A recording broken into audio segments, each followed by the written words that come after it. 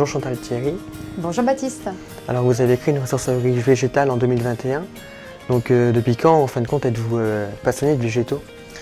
Alors moi je suis passionnée de végétaux depuis que je suis toute petite. J'ai eu une maman qui m'a transmis cet amour des plantes parce qu'elle avait déjà elle aussi une passion pour ça. Donc j'ai toujours eu, depuis aussi longtemps que je me souvienne, des plantes et fait des expérimentations avec. Et c'est quand même un concept assez fantastique de recycler les végétaux. Donc comment ça marche et quelle est venue l'idée en fin de compte de créer cette... En fait, l'idée c'est de collecter et de valoriser des plantes. En fait, moi je me suis rendu compte qu'il y avait beaucoup de gaspillage végétal, à la fois dans la grande distribution, le secteur professionnel ou les jardineries ou autres, et même des particuliers aussi qui ne savaient pas trop quoi faire de leurs plantes à un moment donné parce qu'elles prennent beaucoup de place. Donc je me suis dit, il y a peut-être quelque chose à faire à ce niveau-là. Moi, je suis une passionnée de végétaux. J'avais aussi envie d'aller un peu dans le secteur en fait, de l'entrepreneuriat. J'avais envie de créer quelque chose. J'avais surtout aussi envie de faire quelque chose qui me faisait du bien et de travailler avec un produit que j'aime. Donc c'est comme ça qu'est née la ressourcerie végétale, avec un petit peu tous ces éléments qui ont amené au fil du temps de construire ce projet. Et vous y passez environ combien de temps pour entretenir les plantes et quel type de soins vous leur apportez par exemple? Alors je passe beaucoup de temps à entretenir les plantes, ne serait-ce que sur l'arrosage. Déjà tous les matins c'est facilement entre 2 heures et 3 heures. Voilà, et alors après quel type de soins je leur procure? Moi j'essaye d'être dans quelque chose de plus naturel possible. Je me dis toujours la plante dans son état naturel, dans son habitat naturel, de quoi elle a besoin. Donc j'essaye au maximum de reproduire un petit peu ces conditions-là.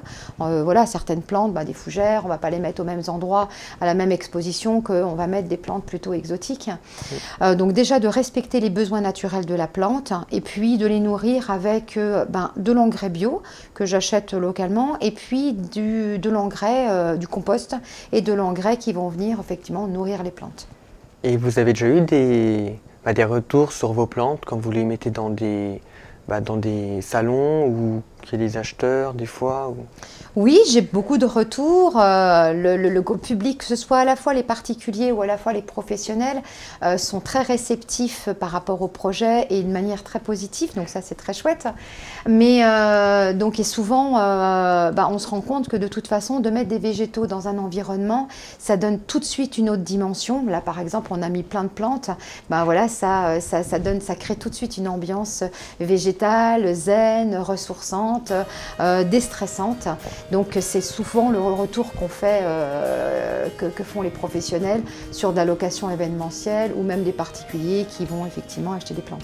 C'est vrai que les plantes, ça fait quand même notre atmosphère tout de suite. Et vous en pensez quoi de mettre des plantes dans une maison? Est-ce que c'est important d'y en retrouver? Alors c'est fondamental pour moi et c'est le pourquoi aussi je suis très attachée que j'ai voulu créer cette ressourcerie végétale parce que ce qui est visé au-delà du gaspillage végétal et puis du recyclage et de la valorisation de la plante, c'est surtout de viser le bien-être et donc le bien-être des individus à la fois chez eux mais aussi en entreprise.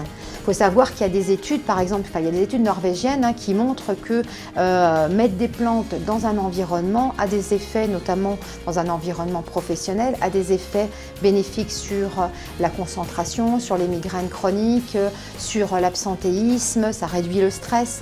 Donc il y a plein de bienfaits effectivement à s'entourer de végétaux. Et il y a une vraie interaction entre la plante et l'individu aussi. Il ne faut pas oublier que c'est un être vivant. Oui. Et vous avez des projets d'agrandissement de votre ressourcerie? Alors oui, on a un gros projet qui arrive là au mois de septembre. Donc on a déjà créé la ressourcerie sur un mode de statut associatif il y a un peu plus d'1 an. Là, en septembre, va ouvrir une boutique atelier qui sera destinée à la fois aux particuliers pour pouvoir venir acheter une plante, mais aussi en déposer une. Les gens pourront aussi venir avoir des conseils parce que des fois on se dit on aime bien sa plante, mais on ne sait pas trop comment s'y prendre. Donc comment rempoter, comment entretenir. Donc ce sera un lieu de conseil, un lieu d'échange. Un lieu aussi pour pouvoir participer à des ateliers environnementaux, artisanaux et puis bien-être. Donc dans l'idée toujours de se faire du bien, d'être dans le bien-être. Et puis ce sera un lieu aussi qui permettra aux entreprises aussi d'avoir un lieu atypique, végétal, très déconnectant et très ressourçant pour accueillir des groupes, accueillir des individus ou faire une pratique professionnelle type bien-être, massage, réflexologie, sophrologie ou autre.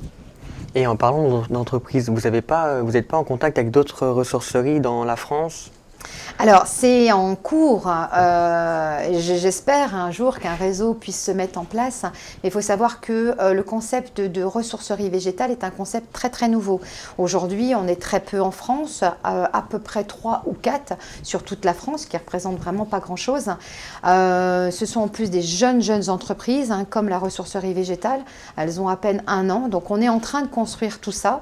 On sent bien qu'il y a plein d'initiatives nationales qui se mettent en place. Moi, je suis très régulièrement contactée par des gens qui me disent bah voilà, j'habite à Bordeaux ou j'habite à Angers, je voudrais créer une ressourcerie, comment vous avez fait? Donc je suis très favorable à cette démarche-là et je me dis c'est très chouette qu'il y ait plein d'initiatives comme ça qui puissent éclore un peu partout en France. Donc on arrivera à créer un réseau, je pense, à un moment donné.